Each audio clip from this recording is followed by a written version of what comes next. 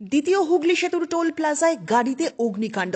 কলকাতা থেকে হাওড়া আসার সময় 18 নম্বর কাউন্টারের কাছে আগুন লেগে যায় গাড়িতে। দাউ দাউ করে 4 চাকা সুইফট গাড়িটি জ্বলতে থাকে। দুই আরোহী নিরাপদ রয়েছেন। যান্ত্রিক ত্রুটি থেকে আগুন বলে অনুমান। ব্রিজে একটি লেনে যানজট। ঘটনাস্থলে পুলিশ এবং দমকল।